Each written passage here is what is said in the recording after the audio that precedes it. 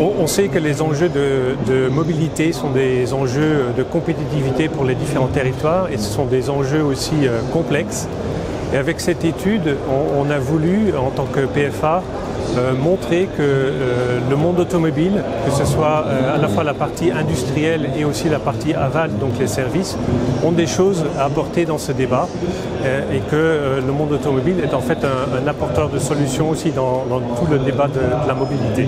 Je dresse évidemment un très bon bilan, cette loi d'orientation des mobilités, parce que c'est une loi qui est structurante pour nos territoires. En effet, elle va permettre notamment l'accès à la mobilité partout et pour tous. C'est l'objectif premier. Pour cela, on va s'appuyer évidemment sur les élus locaux, mais aussi, et c'est une nouveauté, sur les professionnels. Jusqu'à maintenant, les entreprises, elles payaient du versement transport, mais derrière, elles n'avaient pas forcément de vision sur la politique de mobilité sur leur territoire. Avec le comité des partenaires, aujourd'hui, on va le permettre.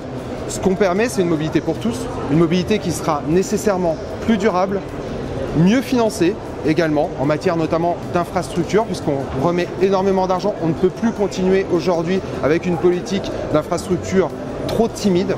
On a des ponts qui se dégradent, on a des routes qui se dégradent. On veut en finir avec cela. On est réellement extrêmement motivés.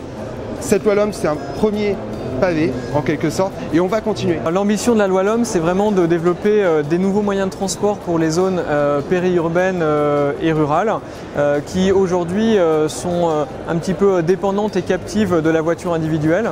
Il y a plusieurs dispositions qui permettent aux collectivités locales de financer les nouvelles mobilités et quand elles n'ont pas encore aujourd'hui la compétence, de la prendre et de devenir autorités organisatrices de la mobilité.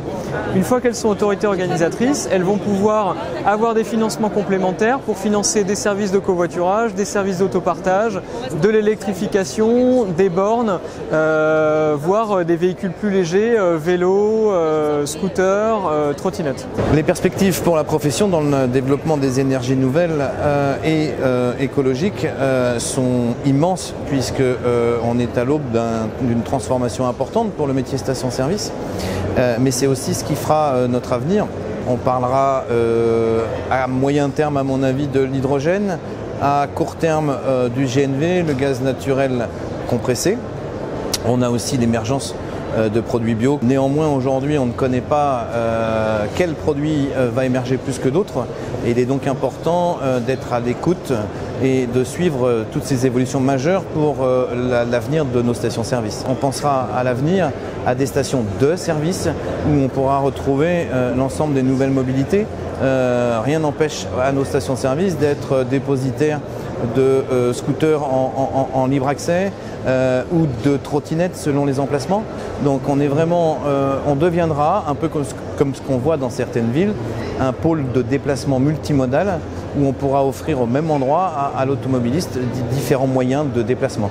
Le défi, ça va être également d'atteindre les objectifs fixés par le législateur, notamment en matière d'énergie décarbonée. Il y a des objectifs très ambitieux qui nous ont été fixés dans le cadre de la loi LOM, avec à terme, d'ici une grosse dizaine d'années, d'avoir la moitié de notre parc en véhicules à très faible émission. Et donc, un des défis, ça va être de s'organiser avec les constructeurs automobiles, mais avec l'ensemble des écosystèmes, parce qu'on a besoin également d'avoir, par exemple, des parcs de stationnement qui soient équipés de bornes de recharge pour atteindre l'objectif fixé, et puis également faire preuve de pédagogie auprès de nos clients pour qu'ils comprennent comment on utilise un véhicule électrique et l'intérêt de le faire. Donc je crois qu'on a beaucoup de travail devant nous.